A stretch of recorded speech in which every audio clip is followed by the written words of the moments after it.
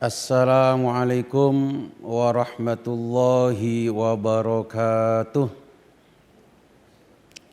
Hamdalillah haqqa hamdih wa syukran lillah haqqa syukrih.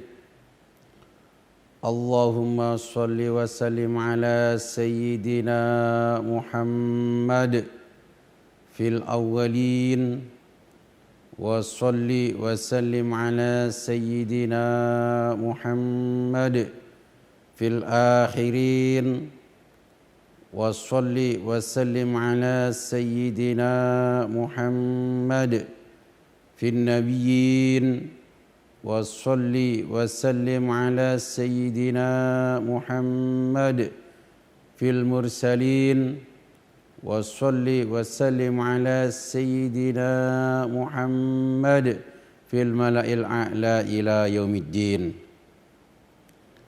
Kaum muslimin, muslimat, pemirsa Qalbun Salim NTV dimanapun Anda berada, semoga selalu dalam limpahan rahmat dari Allah Subhanahu wa taala. Semoga selalu dalam kondisi sehat walafiat, tidak kurang apapun. Pemirsa pemerhati Qalbun Salim NTV dimanapun Anda berada, pada kesempatan ini saya akan membahas tentang urgensi niat dalam ibadah, yang mana pada materi sekarang ini adalah lanjutan daripada episode yang lalu. Kemarin dibahas masalah hadis innamal a'malu binniyat. Sesungguhnya sahnya amal-amal itu dengan beberapa niat. Kemarin sudah kita ulas, sudah kita jelaskan. Sekarang masuk pada kalimat setelahnya, kepada terusan daripada hadis tersebut, yaitu wa innama likulli imri'in ma nawa. Wa innama likulli imri'in ma nawa. Sesungguhnya pada tiap-tiap manusia, pada tiap-tiap seseorang itu apa yang telah ia niatkan. Artinya sesungguhnya pada tiap-tiap seseorang itu tergantung daripada ia niatnya. Tergantung kepada niatnya. Mengenai hadis ini, para ulama banyak menjelaskan ada perbedaan pendapat dalam masalah ini. Sebagian ulama menjelaskan bahwasanya maksud daripada wa innama likulli imri'in ma nawa, sesungguhnya pada tiap-tiap seseorang itu tergantung apa yang telah ia niatkan. Ini maksudnya adalah bahwasanya amal-amal yang telah dilakukan oleh seseorang, ya, balasan daripada amal-amal daripada seseorang itu tergantung daripada niatnya. Jadi kita melakukan amal-amal apa saja, ya, itu tergantung daripada niatnya. Artinya kita nanti akan mendapatkan manfaat daripada perbuatan yang kita lakukan. Ini tergantung pada niat kita. Niat kita baik, maka kita akan mendapatkan manfaat daripada amal tersebut. Niat kita jelek, maka kita akan mendapatkan efek, mendapatkan bahaya daripada yang kita niatkan itu tadi. Pemirsa pemerhati Qalbun Salim yang kami hormati, ini ada sebuah hikayah, ada sebuah cerita bahwasanya dulu ada dua orang bersaudara, yang mana yang satu itu berada di atas tempatnya, ya, di bagian rumah bagian atas, yang satunya berada di bawah, ya, berada di bawah. Kemudian yang satu ini yang berada di atas, dua bersaudara, yang satu yang berada di atas ini adalah orang yang ahli ibadah. Setiap hari, ya, setiap saat waktunya selalu dibuat untuk taat kepada Allah Subhanahu wa taala. Begitu juga sebaliknya. Saudara yang satunya yang bertempat di bawah ini hari-harinya dibuat untuk bermaksiat. Jadi jauh-jauhan dengan yang pertama tadi. Kalau yang pertama yang berada di atas, seorang yang ahli ibadah, yang bawah ahli maksiat. Setiap hari hidupnya dihabiskan untuk bermaksiat. Mabuk-mabukan, minum-minuman keras. Maksiat selalu dilakukan. Ini saudara yang ada di bawah. Kemudian pada suatu ketika datang iblis menggoda orang yang ahli ibadah ini, yang berada di atas, di ruangan atas di dalam rumahnya. Menggoda, mungkin kalau bahasa kita sekarang, awakmu ini digaya apa kesel-kesel ibadah kayak ngono. Gitu. Buat apa kamu capek-capek beribadah semacam itu? Kayak apa? Hidup ini satu kali kok malah dibuat kayak gitu itu loh. Bu yo bersenang-senang, ikuti hawa nafsu, ya. Mumpung masih hidup, mumpung masih bisa. Ini kalau dalam bahasa kita. Ini iblis yang menggoda orang yang ahli ibadah itu tadi. Bu yo, kamu gunakan waktu kamu untuk bersenang-senang. Mosok urip itu sholat tok, puasa tok, ya, zikir tok. Bu yo kayak maksiat tah, gitu loh. Kayak senang-senang tah, buat happy tah ini. Ini iblis menggoda orang yang ahli ibadah itu tadi. Akhirnya apa yang terjadi? Orang yang ahli ibadah ini tergoda oleh rayuan, bujuk rayu oleh si iblis. Gitu. Tergoda akhirnya tersirat dalam hatinya. Puh, sing penak aku ning dulurku ae wis sing penak aku. Mudhun ning ngisor, ya, turun ke bawah, aku bermaksiat, bersenang-senang, berhappy bareng ambek dulurku iku mau. Ini kalau dalam bahasa kita. Lebih baik saya turun ke bawah, saya bersenang-senang, happy bersama saudara saya. Mabuk-mabukan, ya nyicipi lah istilahnya, nyicipi minuman keras. Nanti habis itu kan tobat. Biasanya kalau habis maksiat terus bertobat, ini tobatnya betul-betul mantap tobatnya kalau habis maksiat. Tapi kalau nggak pernah maksiat sama sekali, di jalur putih terus, biasanya tobatnya kurang cespleng. Nah, lebih baik lah ikut jalur hitam dulu, nanti bertobat. Ini siratan yang ada pada yang ahli ibadah itu tadi. Ini mohon jangan ditiru ya, jangan ditiru. Mabuk-mabukan, senang-senangan, nanti tobat. Nah, jangan ya, jangan. Akhirnya dia punya niatan untuk bermaksiat. Ya. Berniatan untuk bersenang-senang, berhappy dalam kemaksiatan bersama saudaranya yang ada di bawah. Dia sudah ada niatan ini, ya, sudah ada niatan. Ya.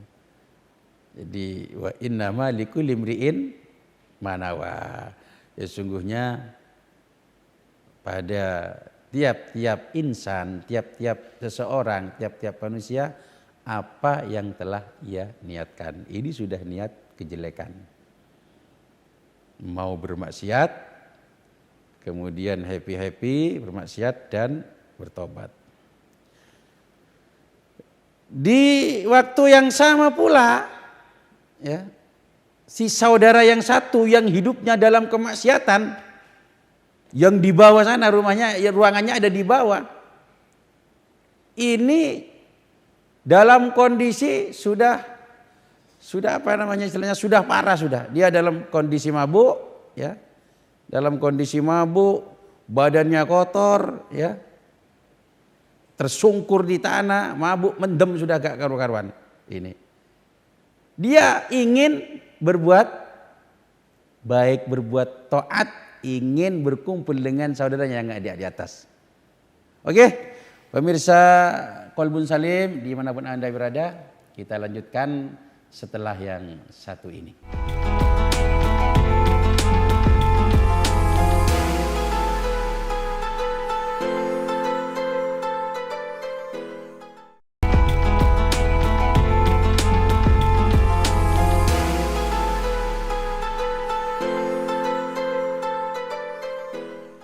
Ma'asyiral muslimin wal muslimat, kaum muslimin muslimat dimanapun Anda berada, pemirsa, pemerhati, pecinta Qalbun Salim NTV yang saya cintai semuanya, kita lanjutkan bahwa tadi yang ada saudara ini yang ada di bawah, ya, yang ada di ruangan bawah ini tersungkur berada di tanah dalam kondisi gak karu-karuan, badannya kotor, penuh dengan bekas-bekas minuman keras, ya, karena apa? Dia hidupnya dihabiskan dengan kemaksiatan.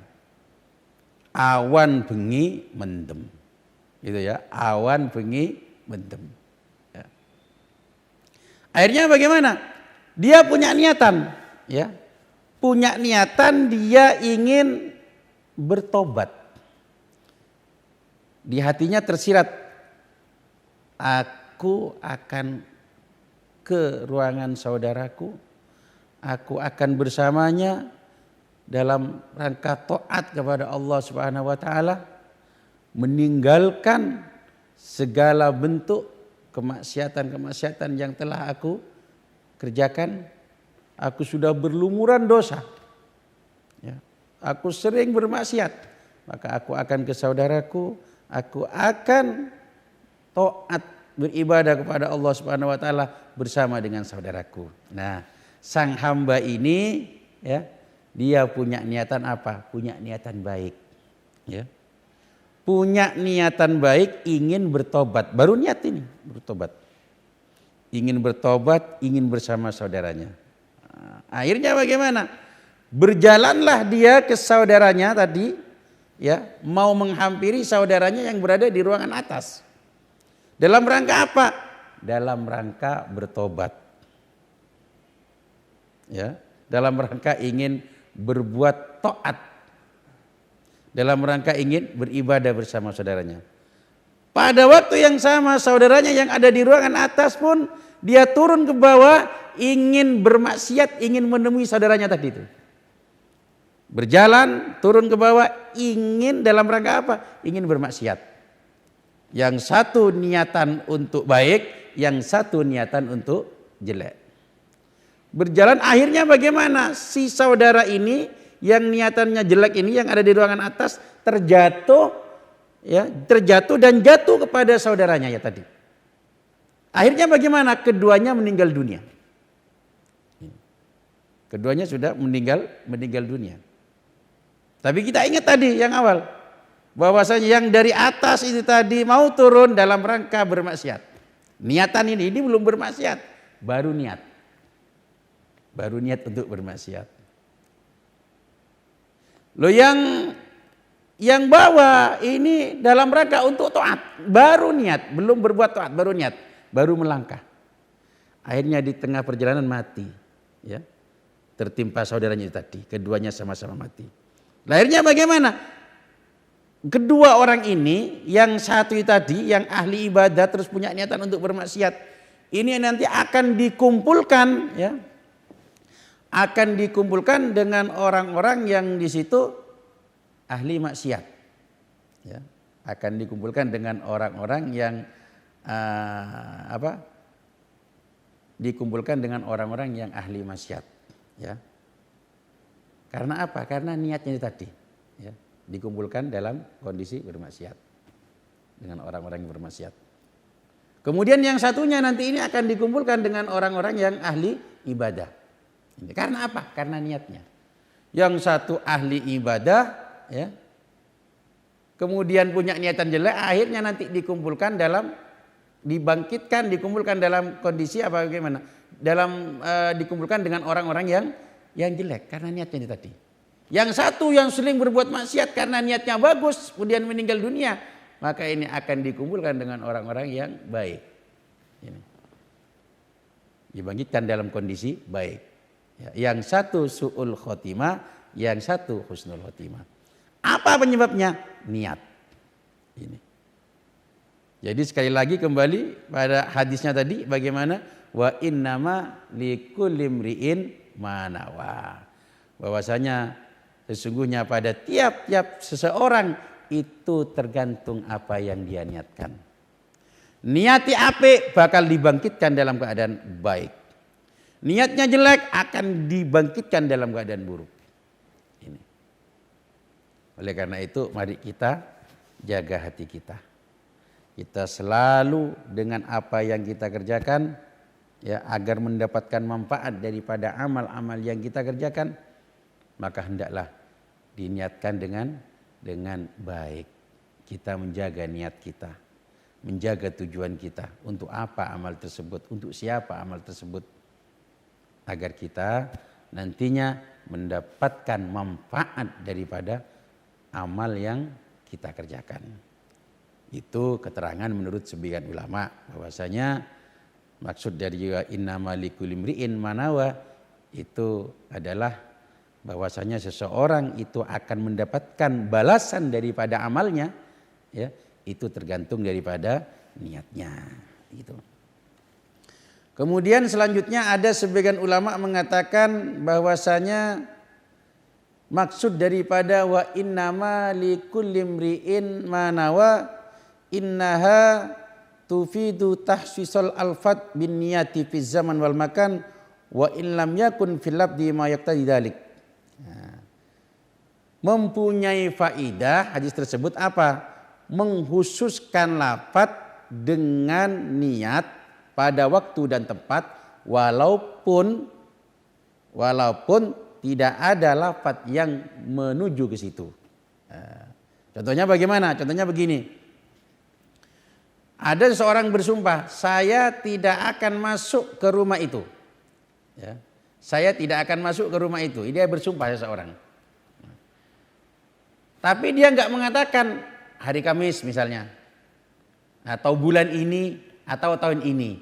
Dia nggak mengatakan semacam itu. Padahal di dalam hatinya dia punya keinginan, tujuan sumpahnya bagaimana? Saya bersumpah tidak akan masuk ke dalam rumah itu bulan ini. Dalam hatinya. Tapi dalam lafadznya, dalam ia mengucapkan bagaimana? Saya bersumpah tidak akan masuk ke dalam rumah itu. Tidak ada kata-kata bagaimana? Bulan ini enggak ada. Atau tidak ada kata-kata tahun ini enggak ada. Padahal tujuannya bulan ini dia tidak akan masuk ke dalam rumah tersebut sumpahnya. Tapi enggak disebutkan. Nah. Sehingga bagaimana? Dia misalnya pada bulan-bulan berikutnya, bulan-bulan setelahnya masuk ke rumah tersebut gak ada masalah. Karena apa? Karena niat di dalam hatinya bulan ini dia tidak akan masuk ke dalam rumah tersebut. Ya, sehingga dalam bagaimana? Ketika dia masuk pada bulan setelahnya bulan ini, bagaimana? Gak ada sanksi daripada sumpahnya. Gitu. Karena apa? Di hatinya sudah ada niat bahwasanya saya bersumpah tidak akan masuk ke dalam rumah tersebut titik, tapi di hatinya ada niat bulan ini. Nah, itu sehingga masuk bulan berikutnya nggak melanggar sumpah, itu nggak melanggar sumpah. Nah, itu sebagian ulama menjelaskan bahwasanya maksud wa innama likulli imri'in ma nawa, bahwasanya pada tiap-tiap seseorang itu tergantung daripada apa yang dia niatkan. Itu tadi, jadi mengkhususkan lafaz dengan niat. Dan niat itu enggak diucapkan, gitu loh. Itu namanya mengkhususkan kata-kata dengan niat pada waktu dan tempat, walaupun di dalam rapat tersebut tidak ada kata-kata yang mengarah ke situ. Itu tadi contohnya.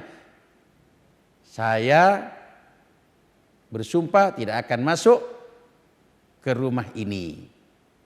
Di hatinya ngomong bulan ini. Nah, berarti bulan berikutnya nggak apa-apa dong masuk. Iya, kenapa? Karena di hatinya ada niatan semacam itu. Nah, sehingga bagaimana? Dia nggak dapat sanksi. Kalau bulan berikutnya dia masuk ke dalam rumah tersebut. Kenapa? Dia sudah ada niatan di dalam hatinya. Nah, nggak ada sanksi. Kenapa? Kenapa kok nggak ada sanksi? Apa referensinya? Wa innamal likulli imri'in ma nawa. Pada tiap-tiap seorang tergantung daripada niatnya. Lah dia niatnya bulan ini bukan bulan setelahnya. Begitu. Walaupun nggak diucapkan di dalam kata-katanya, tapi kan niatan. Nah, niat itu punya peran penting dalam aktivitas kita sehari-hari. Nah, itu. Ada juga ulama yang berpendapat bahwasanya maksud daripada wa innama likulli imri'in ma nawa ini adalah innaha tufidu annal a'mala al-adiyata tasiru ta'atan yusabu 'alaiha fa'iluha idza nawa biha al-qurbah. Bahwasanya wa innama likum li'in manawa ini maksudnya adalah amal-amal kebiasaan kita sehari-hari, ya, kebiasaan kita sehari-hari itu akan bernilai ibadah kalau kita di situ diniatkan untuk mendekatkan diri kepada Allah. Pemerhati Qalbun Salim dimanapun Anda berada, keterangan tentang masalah ini kita lanjutkan setelah yang satu ini.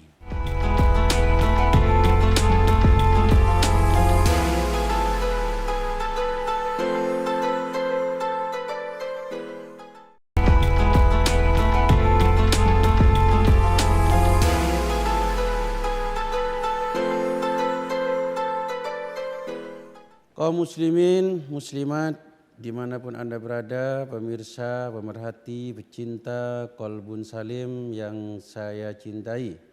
Mudah-mudahan hati kita betul-betul salim semuanya. Hati kita betul-betul selamat semuanya. Sehingga kita akan menjadi insan-insan yang sa'idun fid dunya dan sa'idun fil akhirah. Bahagia di dunia dan bahagia di akhirat. Oke. Selanjutnya kita lanjutkan bahwasanya ada sebagian ulama berpendapat bahwasanya yang dimaksud dengan wa innama likulli imri'in ma nawa, sesungguhnya pada tiap-tiap seseorang itu tergantung apa yang telah ia niatkan. Ini adalah amal-amal yang tidak bernilai ibadah. Ini akan menjadi bernilai ibadah kalau dengan tujuan dibuat ibadah.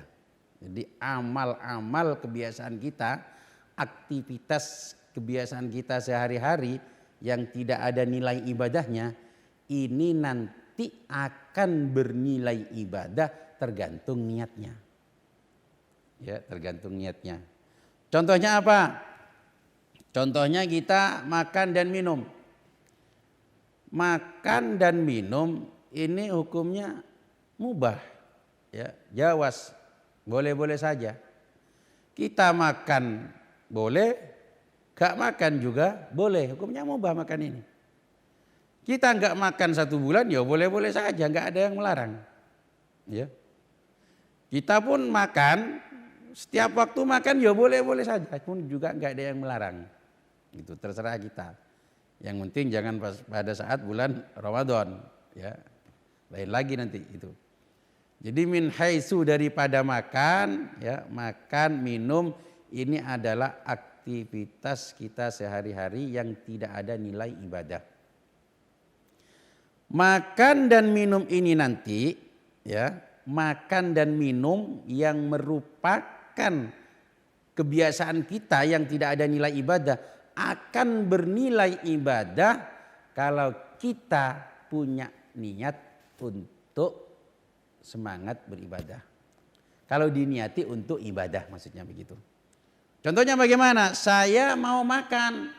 Saya ini makan tujuannya apa? Biar saya semangat melakukan sholat asar. Makannya, ya, makannya saja ini sudah mendapatkan pahala. Kenapa? Karena dia niat makan itu tadi tujuannya adalah biar semangat melaksanakan ibadah sholat asar. Gitu. Jadi ini menurut sebagian ulama yang dimaksud dengan wa innama likulli imri'in manawa. Sesungguhnya pada tiap-tiap seseorang apa yang telah ia niatkan. Makan tidak bernilai ibadah, tapi karena niat kita makan dibuat untuk ibadah, maka makan yang sebelumnya tidak bernilai ibadah menjadi bernilai ibadah. Gitu loh. Jadi makan kita bernilai ibadah sudah. Wis makannya enak ya.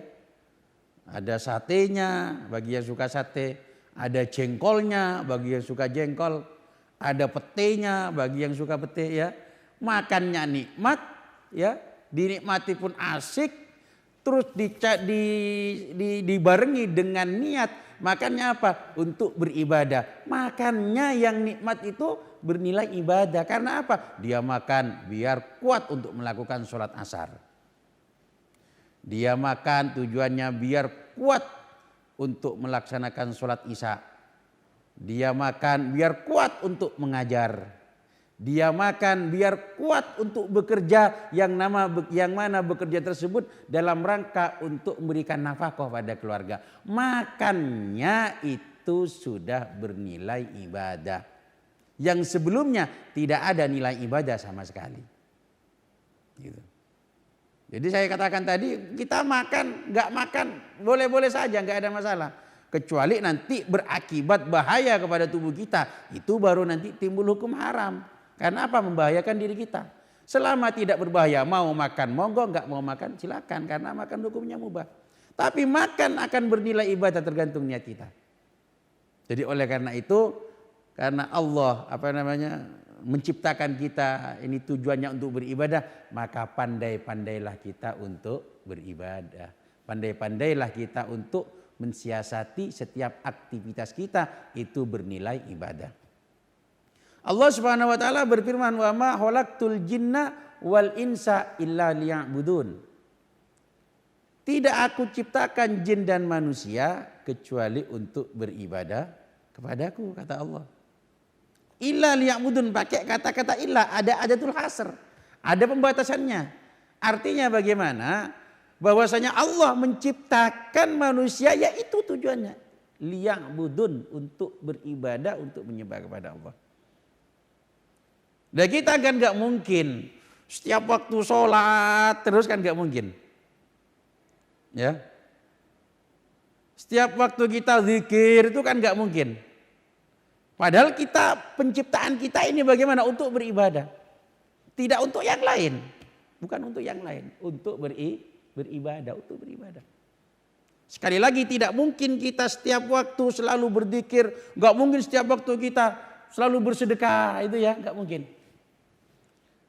Maka agar kita tidak melanggar dengan ayat ini, artinya kita selalu gerak-gerik kita di dunia ini bernilai ibadah, ya. Bagaimana? Pandai-pandailah kita mengatur niat. Makan, ya saya makan biar kuat bekerja untuk membiayai hidup keluarga, makan akan menjadi bernilai ibadah. Pergi ke sawah, tujuannya macul, diniati untuk apa? Tujuannya saya macul untuk membiayai hidup keluarga saya. Maculnya bernilai ibadah. Minum, ya saya minum biar saya nanti sehat seger dalam melakukan sholat sunnah, dalam melakukan sholat fardu. Minumnya sudah bernilai ibadah. Jadi wa innama likulli imri'in manawa, sesungguhnya pada tiap-tiap seorang tergantung niatnya. Ada niat, ya kita akan bernilai ibadah nanti. Itu. Contoh lagi, ya kita tidur, ya habis jam 9 nanti malam misalnya kita tidur. Tidur ini perkara yang mubah, nggak ada nilai ibadahnya. Tidur nggak ada nilai ibadahnya sama sekali, nggak ada. Kita mau tidur monggo, nggak tidur silahkan, nggak ada masalah. Cuman kalau kita nggak tidur menyebabkan tubuh kita sakit, itu baru ada larangan. Karena apa? Membahayakan pada diri kita. Ya, kita dilarang untuk membahayakan diri kita, dilarang. Nah, sekarang kembali kepada masalah tidur. Tidur nggak ada nilai ibadah sama sekali. Tapi kalau tidur kita itu diniati untuk ibadah, maka akan bernilai ibadah. Bagaimana prakteknya? Prakteknya begini. Jam 8 malam atau jam 9 malam kita tidur. Saya tidur, tujuannya apa? Biar saya nanti bangun malam untuk melakukan sholat tahajud. Maka tidurnya di situ sudah bernilai ibadah. Karena apa? Tidurnya tadi untuk melakukan sholat tahajud.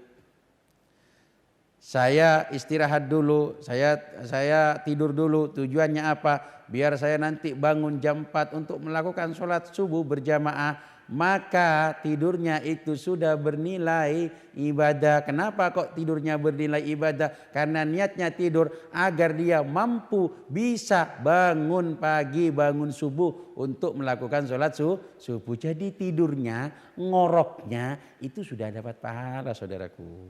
Gitu loh. Jadi kalau semuanya kita niatkan semacam ini, maka semua gerak-gerik kita itu akan bernilai ibadah. Kalau semuanya bernilai ibadah, kita tidak keluar dari wa ma khalaqtul jinna wal insa illa liya'budun.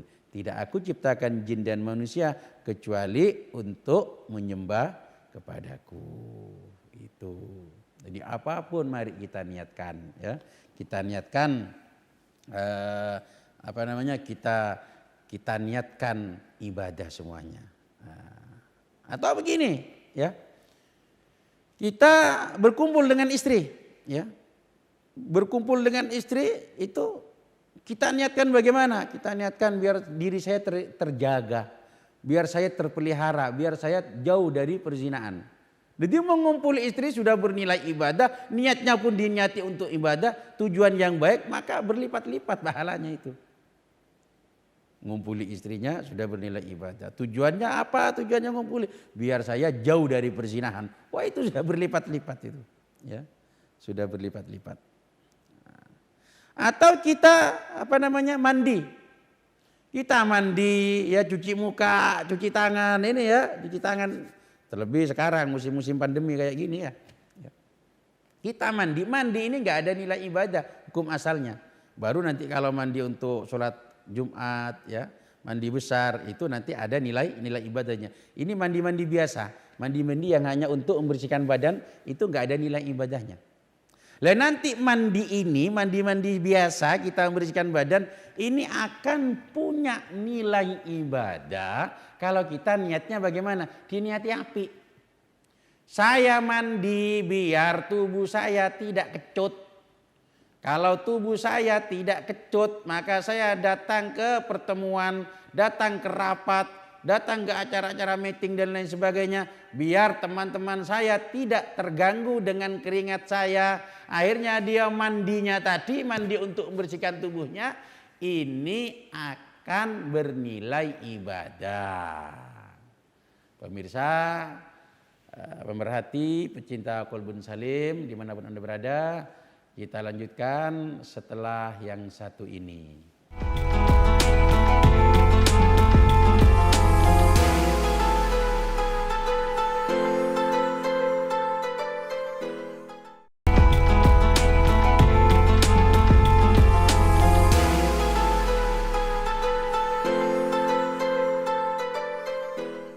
Kaum muslimin, muslimat, dimanapun Anda berada, pemirsa, pemerhati, pecinta Qalbun Salim NTV yang saya cintai semuanya, kita lanjutkan kajian kita pada saat ini. Ya, bahwasanya tadi membersihkan tubuh kita itu nggak ada nilai ibadah, tapi ketika kita niatkan kita niatkan agar orang tidak terganggu dengan bau keringat kita, maka itu sudah bernilai ibadah. Contoh selanjutnya kita pakai masker. Pakai masker ini nggak ada nilai ibadah. Tapi ketika kita pakai masker, ya, walaupun kita nggak takut dengan COVID, katakanlah kita berani pada COVID. Tapi saya pakai masker biar orang lain tidak merasa takut dengan saya. Biar orang lain tidak merasa terganggu dengan saya. Biar orang lain tidak khawatir dengan saya. Dia pakai masker untuk menjaga orang lain aman dari dirinya. Ini bagaimana? Pakai masker yang tidak ada nilai ibadah menjadi nilai ibadah. Oleh karena itu ya mari kita pakai masker. Walaupun kita nggak takut misalnya, Anda sudah divaksin, Anda sudah dirapid dan lain sebagainya aman. Tapi kalau Anda datang ke pasar-pasar, ke mal-mal, kan nggak tahu, orang kan nggak tahu kalau Anda divaksin. Orang kan nggak tahu kalau Anda dirapid dan lain sebagainya. Mari kita masih tetap pakai masker. Tujuannya apa? Biar orang lain itu merasa aman dengan kita, merasa enjoy dengan kita, gitu loh. Jadi dengan demikian bagaimana? Pakai masker yang tidak ada nilai ibadah bernilai ibadah. Jadi pemerhati semuanya, pandai-pandailah kita menata hati kita sehingga semua aktivitas kita ini nanti mengandung pahala itu. Kemudian yang terakhir ulama, ada sebagian ulama yang juga berpendapat bahwasanya innaha maksud wa innama likulli imri'in manawa, itu maksudnya bagaimana? Innaha tadullu ala anna man nawa syai'an yahsulu lahu wa illam ya'malhu limani in syar'iyyin, ya. Bahwasanya sesungguhnya maksud daripada hadis tersebut, orang yang punya niatan sesuatu, dia sudah punya niatan sesuatu, sudah mantap, sudah oke niatnya, tapi ternyata dia tidak bisa melakukan yang telah ia niatkan itu tadi karena ada manik, karena ada pencegah secara syar'i. Ini bagaimana? Ini sudah mendapatkan pahala. Karena apa niatnya? Contohnya begini, ada orang yang sakit, dia sudah punya niatan, saya mau sholat asar berjamaah, saya mau sholat maghrib berjamaah, tapi ternyata tiba-tiba kambuh penyakitnya, ya, penyakitnya kambuh, akhirnya dia tercegah tidak bisa untuk melakukan sholat asar berjamaah, tidak bisa melakukan sholat maghrib berjamaah. Bagaimana?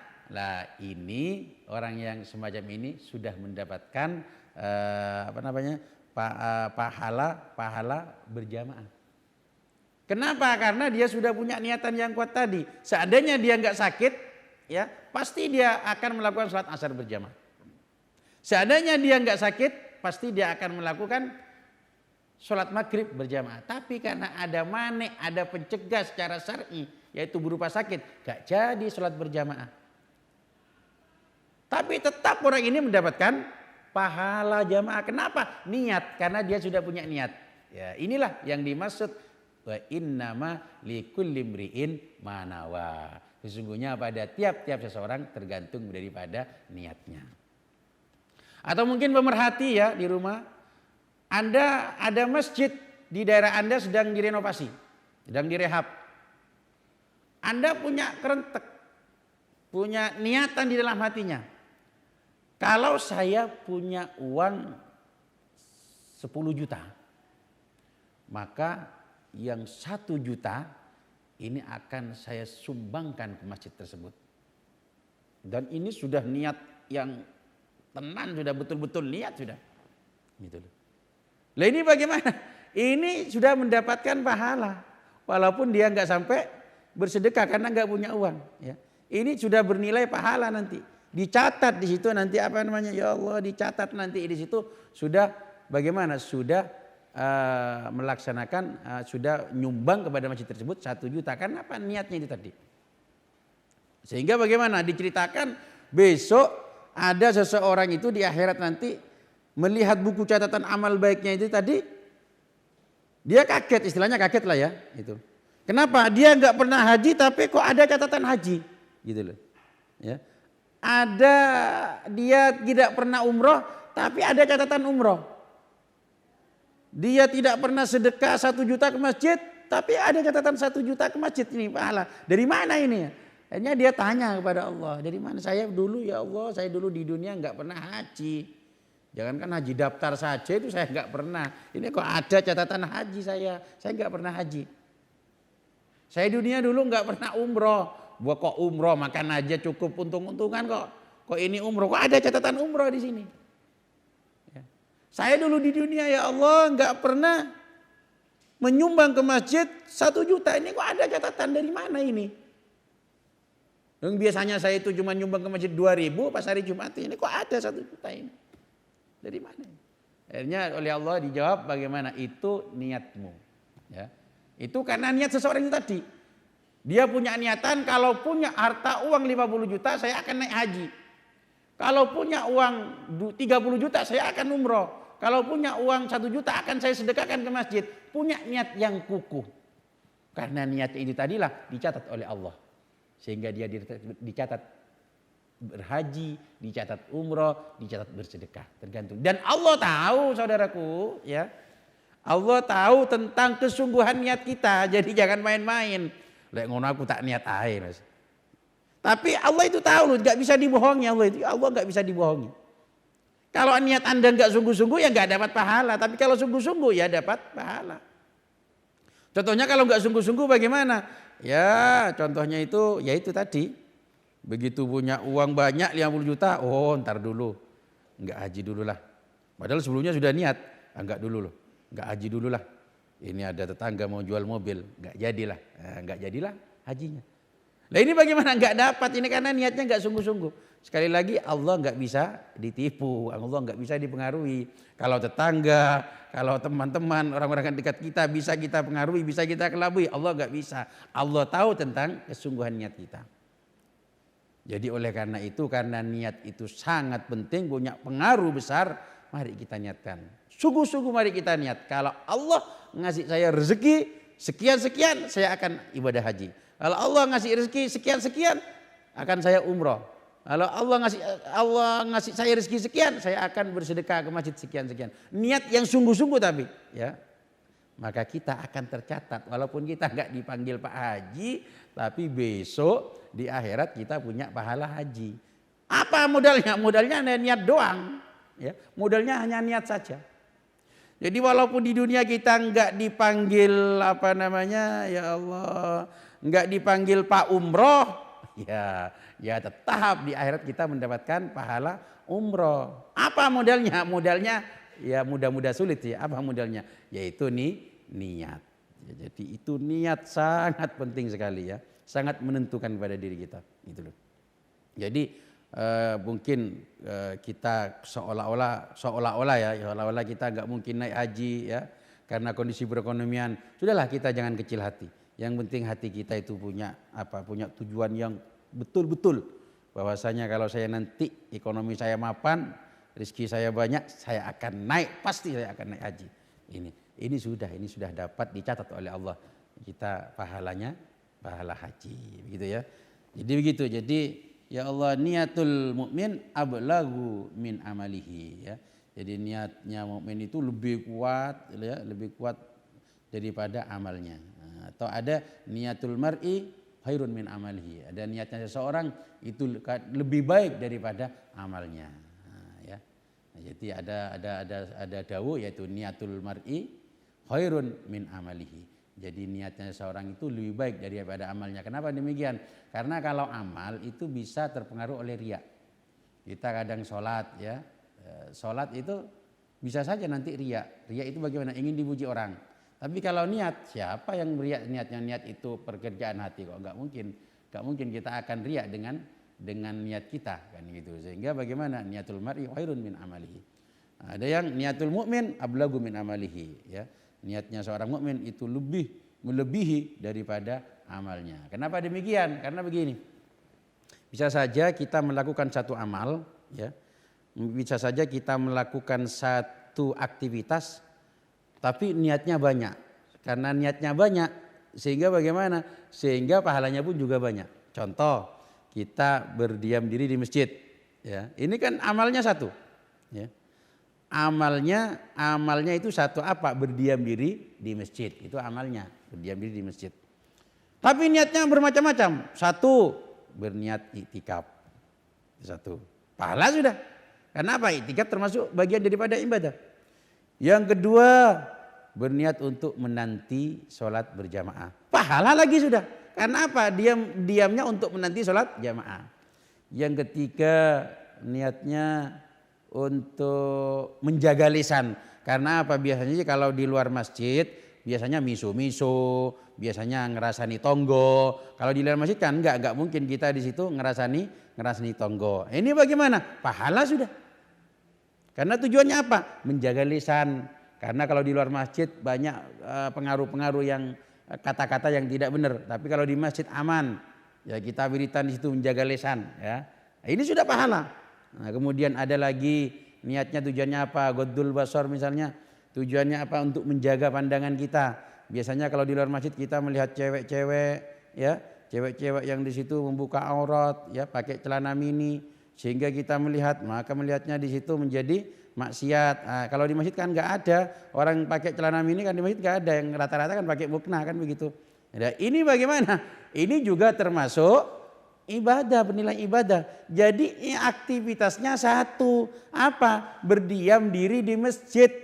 Tapi niatnya bermacam-macam, niat iktikaf, niat menjaga lisan, menanti jamaah, menjaga mata dan lain sebagainya. Ini pahalanya akan berlipat ganda, ya, berlipat ganda. Itulah yang dimaksud dengan niatul mukmin ablagu min amalihi. Jadi niatnya seorang mukmin itu melebihi, ya, daripada amalnya. Pemerhati Qalbun Salim NTV dimanapun Anda berada. Jadi kesimpulannya bagaimana? Pandai-pandailah kita di situ menjaga niat kita, ya. Karena apa? Wa innama likulli imri'in manawa. Karena sesungguhnya pada tiap-tiap seseorang itu apa yang telah ia niatkan. Sehingga terusannya hadis ini bagaimana? Faman kana hijratuhu ilallah wa rasulihi, barang siapa yang hijrahnya pada Allah dan Rasulnya, ya fa hijratuhu ilallah wa rasulihi, maka hijrahnya pada Allah dan Rasulnya. Wa man kana hijratuhu lidunya yusibuha, barang siapa yang hijrahnya di situ untuk dunia, maka dia akan mendapatkannya. Aw imra'atin yankihuha, atau dia hijrahnya tujuannya untuk menikahi seorang wanita, maka dia akan menikahinya. Sehingga fa hijratuhu ila ma hajaru ilahi, hijrahnya itu tergantung dengan tujuannya, tergantung dengan niatnya. Ini oleh karena itu niat itu sangat penting. Mari kita jaga hati kita, ya, jaga hati kita. Hendaklah kita selalu berniat, diniati dengan yang baik, selalu diniati dengan yang positif. Setiap aktivitas kita yang di situ tidak ada nilai ibadahnya, perkara-perkara yang mubah itu kita niati yang baik, ya, diniati ibadah biar kita di situ mendapatkan pahala. Cukup ini dulu kajian pada saat ini, ya. Mudah-mudahan bermanfaat khususnya bagi saya, umumnya bagi pemirsa, pemerhati Qalbun Salim NTV dimanapun Anda berada. Mudah-mudahan menjadi ilmu yang bermanfaat dan akhirnya kita semua menjadi orang-orang yang sa'idun fid dunya dan sa'idun fil akhirah, bahagia di dunia dan bahagia di akhirat, dan semoga kita semuanya mendapatkan husnul khotimah. Amin amin ya rabbal alamin. Terima kasih atas segala perhatian. Mohon maaf atas segala kekurangan. Wabillahi taufiq wal hidayah. Wassalamualaikum warahmatullahi wabarakatuh.